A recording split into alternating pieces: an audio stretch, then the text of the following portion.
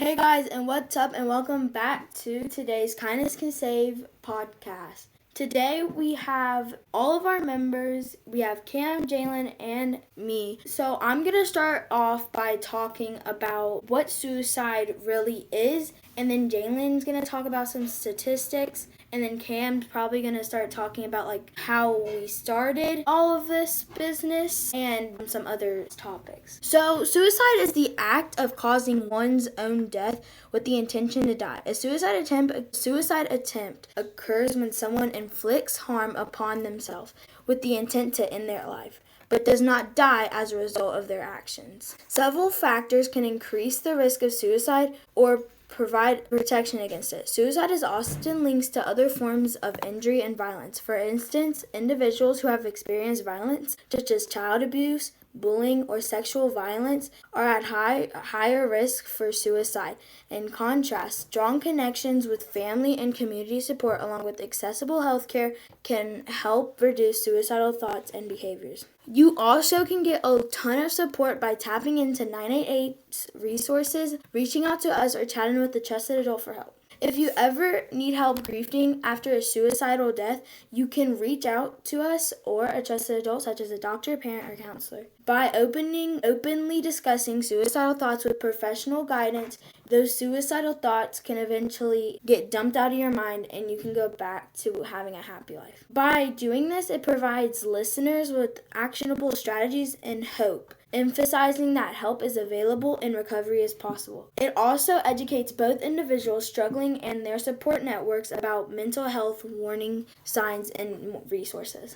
Now to Jalen. Hey guys, I'm so excited to be back with you. So today I wanted to share some really important statistics that I found, and I feel like it's really important for me to share these with you guys today. So this is all data I have gathered from the CDC, so if you would like to go check that out, you are more than welcome. The month that has the most suicides is actually August. The amount of people who commit suicide every year is 49,000. And this was in 2023. About 12.8 million people seriously consider suicide. 3.7 million make a suicide plan, and 1.5 million actually attempt suicide. What gender has more suicides? It is males with 22.7% per 100,000, but females have 5.9% per 100,000 in 2023. Which race has committed more suicides? Non-Hispanic American Indians and Alaska Native people who are non-Hispanic white people. And this is per 100,000, which is from 2023. The age that is more likely to commit suicide is people above the age of 85 per 100,000.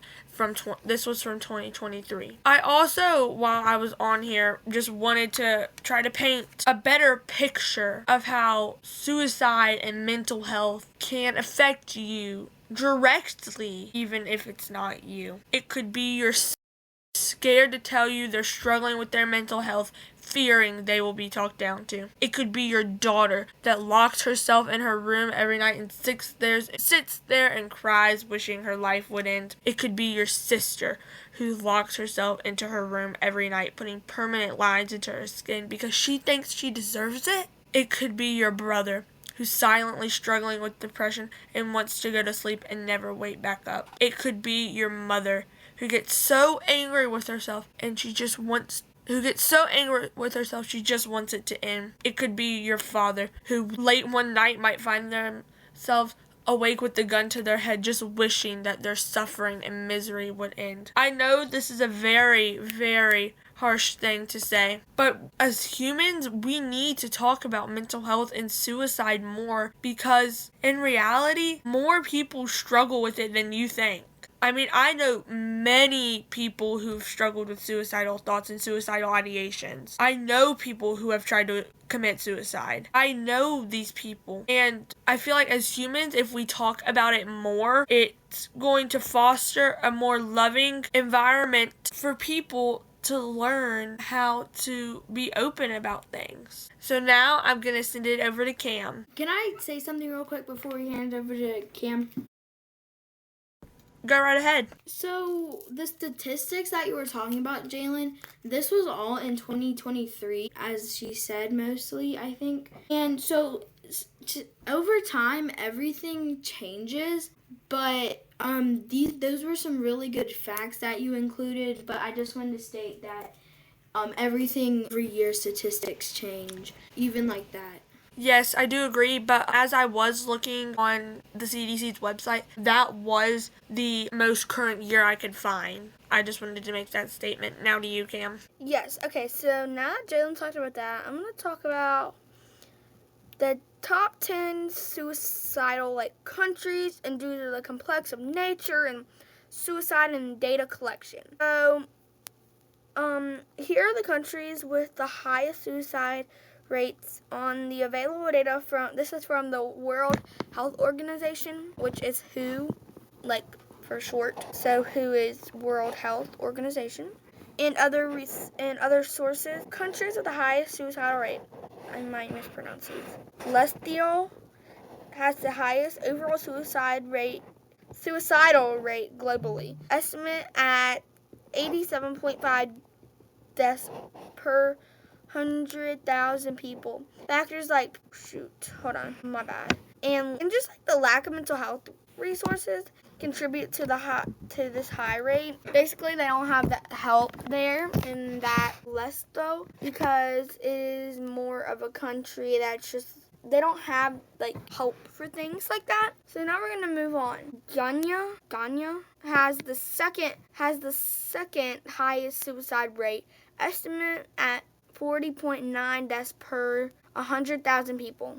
Okay, I might mispronounce this one too. Eswatini, Eswatini. I hope I pronounced that right. Formerly known as Swaziland has a high suicide rate estimate to 40.5 deaths per 100,000 people.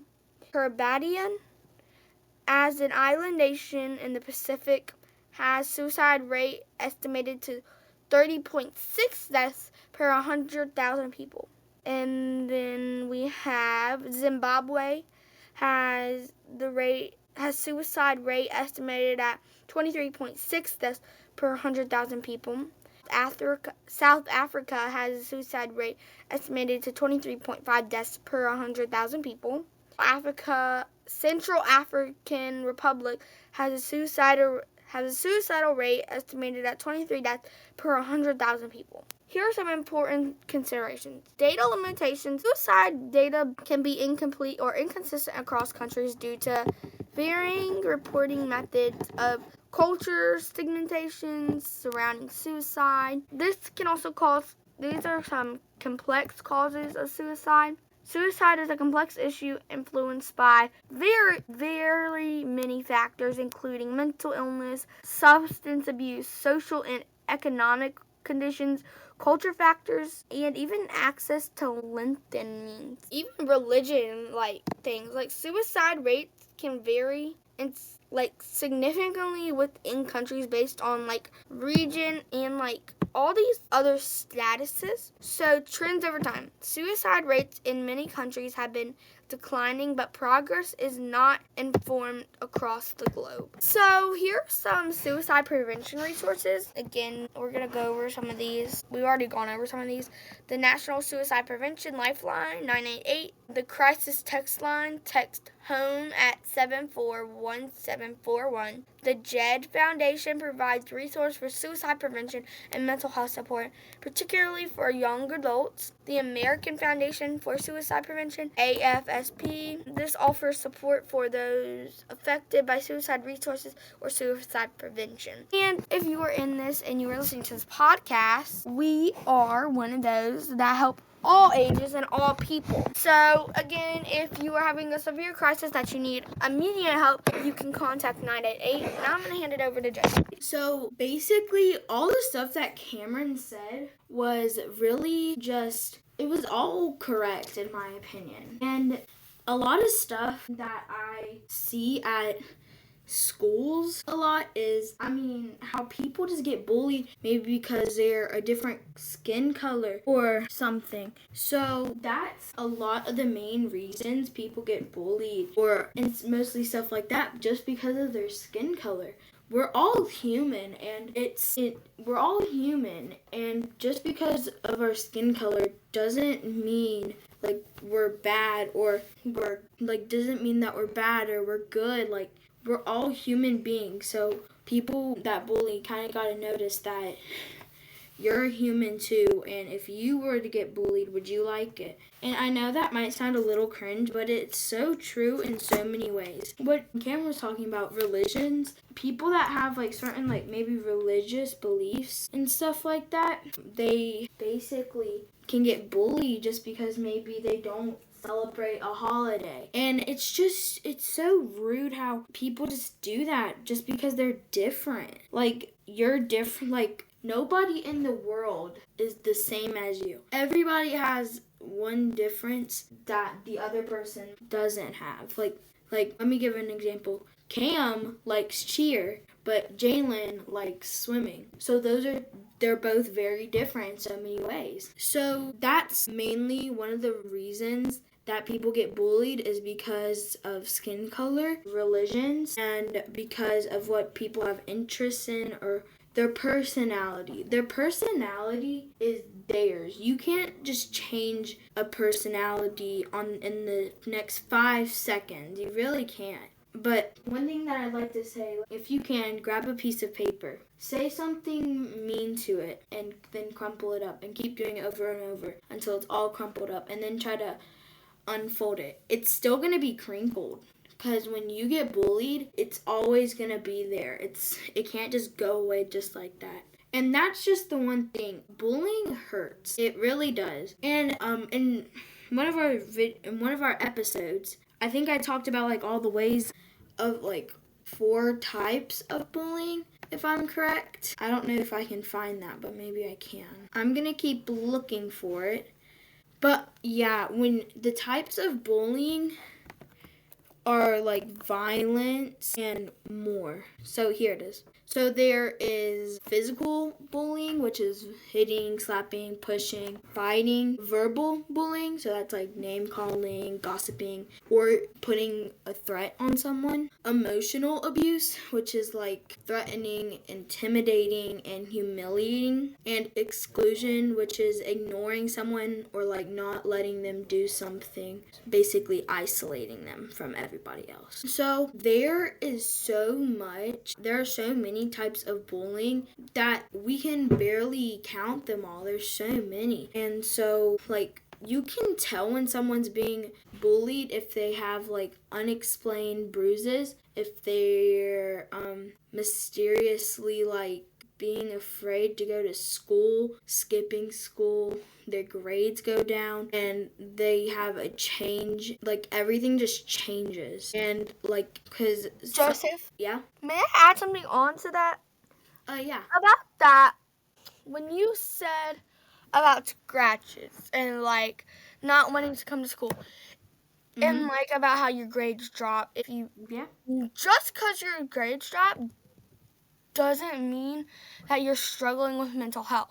There's going to be a lot of other signs before that your grades drop, that there are signs of mental health issues. Like, you might go from a B to a C or an A to a B. You're learning and you're growing, and that's not bad. It's not that people are going to think, oh my gosh, her grade dropped from an A to a B. They aren't going to think that you have something wrong with you or that you have suicidal thoughts. Like, it's not that. It's like there are gonna be plenty of other signs, and they want to skip school. They don't want to be as active with their friends.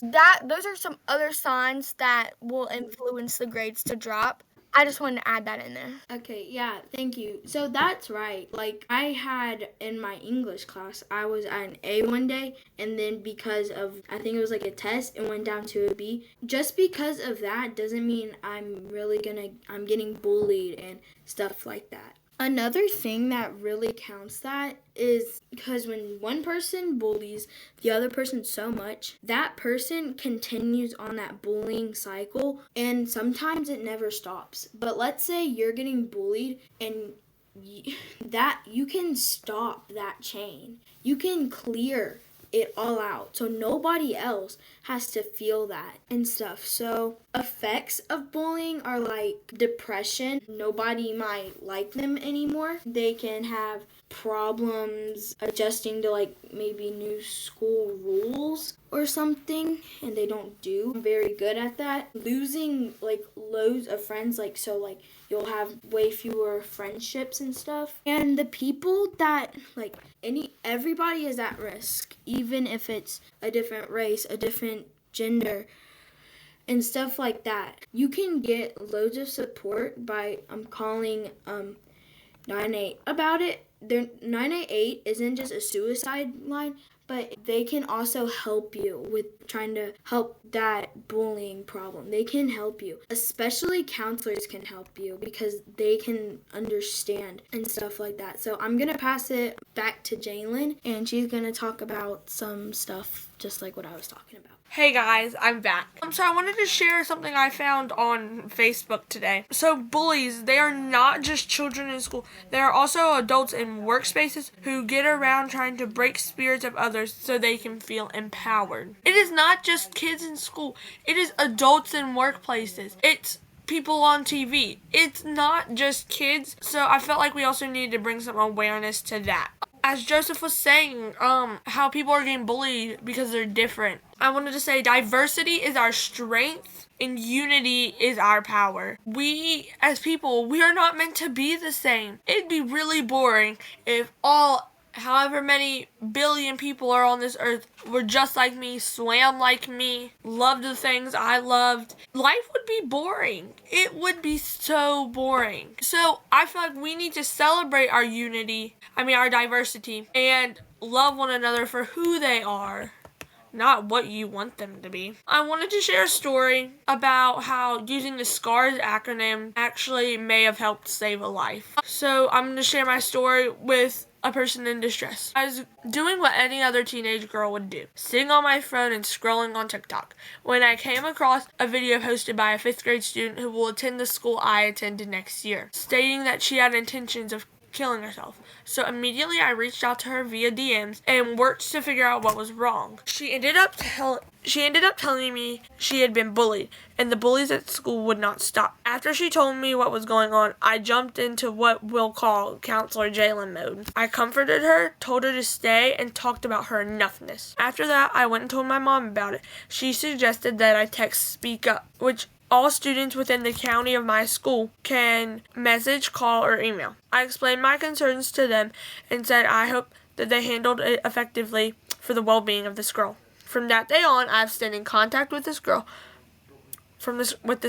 While the week of Easter was coming up, the girl exclaimed that the Easter bunny did not come to her home anymore. We had no idea why, so me and Cameron decided, along with our mom, that we would make her an Easter basket. It was not some extravagant $300 Easter basket. It was probably about $30. After I told her I dropped it off, I texted her and told her I hope she liked it. She was eating dinner with her family when we dropped it by. When she got home and found it sitting on her front porch, she told me she was crying. The Easter basket was not a big basket, mind you. It was about $30. I'm not telling y'all this story to get the attention for being a kind human. I'm telling you this story because of its morals. The moral of the story is it doesn't take a lot to be kind. If we were all just a little kinder each day, our world would be a better place. Just by saying, hey, I like your shoes, or your hair looks good today, would make our world a better place. And it's not a hard thing for us. So, I also wanted to remind you the SCARS acronym.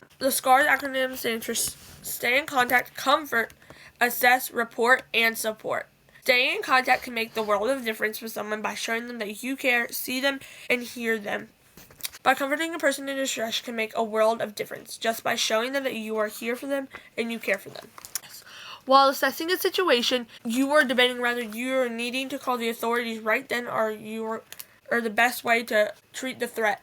When reporting something, you always want to be sure it's done in a timely manner. It could be reporting it to a counselor, trusted adult, or possibly the authorities. By supporting the person in distress and helping them get through whatever they may be battling, just by supporting them and saying, I see you, I hear you, and I value you, can make the world of difference. I wanted to start our next topic, if that's okay with everyone, by telling a little bit about ourselves. So obviously, I'm Jalen. I'm 12 years old and I'm in the 6th grade, and I'm a swimmer. We all wanted to share a little more about ourselves because I feel like all y'all know is we're some random kids that you saw on social media whose names are Jalen, Cameron, and Joseph. So I wanted to share a little more about us. So we have all struggled with mental health in the past. I've struggled. I know I've struggled. I'm not speaking on behalf of the other two. But so I wanted to come on here and just speak a little more about obviously our mental health, but also while speaking about our personal lives. So if Joseph would like to go ahead and start talking a little more about himself, he can go right ahead. Yes, I would love to. So, of course, you guys know my name is Joseph. I'm 11 and I'm in the 6th grade, and I'm a soccer player, and I'd like to talk about a lot of the times my mental health goes down like so much because some of the people at our school can just be very rude. I got made fun of just because of a short shirt I wore that was a Disney character, and that made my mental health go down, but I put it right back up. One thing that happens, like somebody makes fun of your shirt, just make it go through one year and not the other. Now Cameron can introduce herself. Yes, hi, my name is Cam. I am in the 6th grade with all the rest of them. I am 12 years old, and if you don't already know, Jalen is my twin.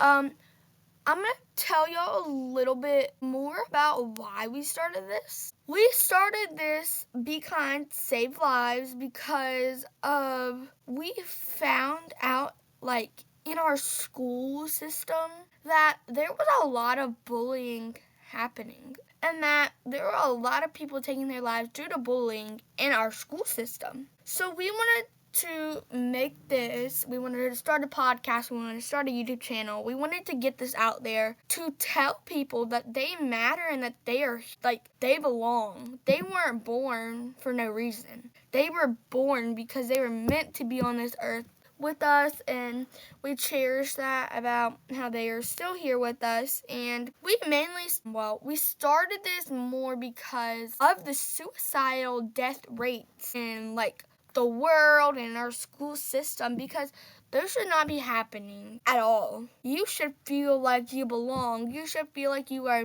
worthy. You should feel like you are supposed to be here. You were not here just to be here. You were here for a purpose. So, yeah, that's basically why we started this. And now I'm going to hand it over to Jalen, and she's going to tell you a little bit more about the business. But I also want to add one thing before I give it to her. Never mind, I'm going to give it to her. My bad. Cam, it's an organization. Just saying. So yes, as they were saying, we were inspired by the death rates within our community due to suicide, but also people being bullied, but also us being bullied. Because I know I've personally been bullied verbally a good little bit. But personally, I've always wanted to start something to kind of try to help better advocate for mental health. Because, I don't know, I just always wanted to do that. I always had the urge within myself to do that. But as Cameron was saying, you were put on this earth for a reason. You were put on this earth to do something. Now, that might not be to go to college and make millions because you're a doctor. No, it could be just as simple as this, of doing a podcast or advocating for mental health or suicide prevention. I mean, you were put on this earth for a reason. You belong here. We want you here. But so personally, I've always wanted to try to better advocate for mental health because of my mental health experiences and things like that. So I'm going to go ahead and hand it over to Joseph so he can also talk about it. I wanted to do this because when I heard that a girl in our school system committed suicide, I was like, what the heck?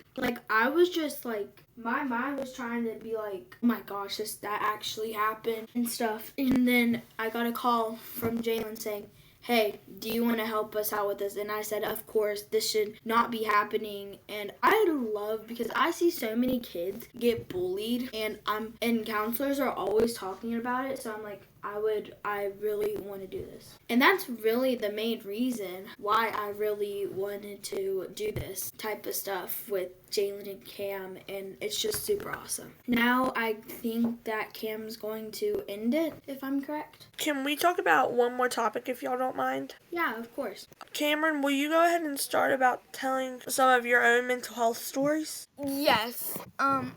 So, I don't really have that many mental health stories, but I'm going to go ahead and hand it over to Jalen. Cam, you can talk about some of your bullying stuff, like how you were like bullied by the... Okay, I didn't know if we were talking about mental health or bullying, because I don't have any mental health. I think we're talking about both.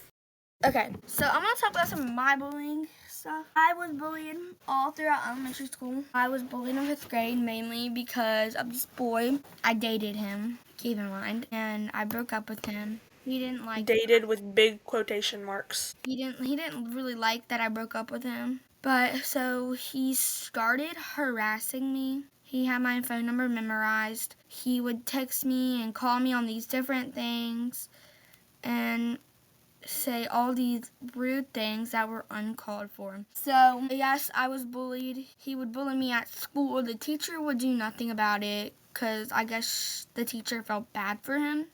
But it didn't help the situation at all. It made it worse. He got away with more things. He got to do more things. He had more of a privilege in that class than any other class. He was the person who overpowered everyone. He was the one who made the decisions on everyone about how he was going to do this and it was going to be okay. Even though it might not have been okay with the teacher, but it was going to be okay in his eyes. But I was bullied so much that he would touch me and it would be very weird. This boy would do the weirdest things and nothing ever happened about it. It got to be continued. Nothing ever happened. No one ever had any control. So then when we all moved up to middle school, he was there too. So he still did it. Also called me a Karen in elementary school. And he still did that in middle school. He still bullied me, not as much because we weren't in the same classes, but he still did the same things and still got by with it. Until he still got by with it, with the principal, even though the principal knew about it. He still got by with it until he did it to all these other girls. And then it suddenly became a problem because it happened to everyone else. And it wasn't just me. So clearly they didn't feel bad just for me. They felt bad for everyone after it happened to them, but it wasn't about me in the moment. So now we're going to hand it over to Jalen. She's going to talk a little bit more about her bullying issues and her mental health. But now I'm thriving and I'm doing just fine without him, so that's a positive. So we're going to hand it over to Jalen. So yes, I would like to mention about that bullying stories with Cameron. Most people who bully Cameron don't get by with it very easy when they're around me. I'm just going to say it. I'm going to say it openly and honestly. You're not going to bully anyone in front of me. That's just not going to happen. And in my opinion, it's always been that way. And I think Cameron can also agree. But that boy, he was awful to her. No one ever did anything. But I also would like to mention something about, this is also a teachers and administration's calling, that they need to do something about bullying and suicide prevention. Until real change cannot just come from our kids, our administration has to be willing to step up to the plate and do something. I really don't have any mental health stories that I can think of right now to share. And I have shared my bullying stories and things like that. Yeah. So it's not just about how the administration has to step up. Everyone has to step up. The parents have to step up to make their kids behave. The kids have to step up. So the responsibility is that you have got to be a good kid and that we have no problems if everyone was kind to one another. You don't have to you don't have to love, but you do have to be kind to everyone.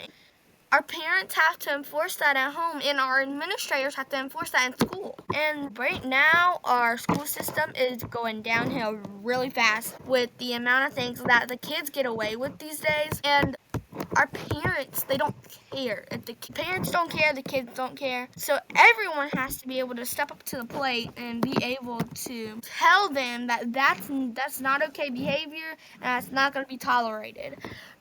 Okay, back to you. Thank you. But yeah, if we really want to see a difference in our communities and within our school systems, and we want to see change, it's not coming from people going to school board meetings and stuff like that and yelling at officials to do something. That's not making change happen, and we've seen that firsthand. In order for real change to happen, we have to physically do something. We have to go and show people that bullying is not okay. We need to show people the side effects of bullying.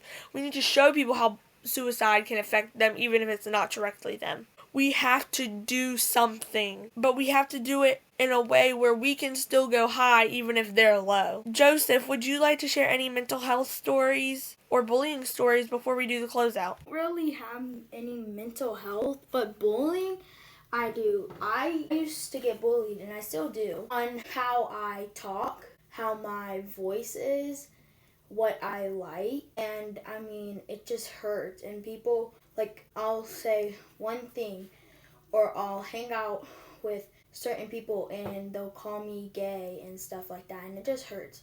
And my whole life, I've been surrounded by girls. Other than my dad, I have 3 sisters, and I have a mom, so I'm used to being more around girls. I know more about girls because I live with so many. And I get bullied because I don't have so many, I don't know many boys. And even, everyone just does it, and it hurts. So that's my story. And now I think we're going to end it with Cam, right? Yes. Okay, so we're gonna end it today. Just know you are loved, you are worthy, you are all those things. And does anyone have anything to add on? I did want to add on something really quick that we forgot to add on. I will make it as quick as possible. We are really hoping to do an in-person meet and greet / event where we can all get together and talk about our mental health stories together and openly. So where and when is to be debated, but if you do not mind sharing our podcast to try to get enough traction so we can also reach as many people as possible to save even more lives, that would be amazing. Anyways, please continue. Okay, so here's the quote to remember. A life is not important except in the impact it has on others' lives. Jackie Robertson. Remember that quote for the rest of the week, and we will be back with a new quote for our next podcast. Hope you all guys have a great Memorial Day weekend, and be sure to stay kind.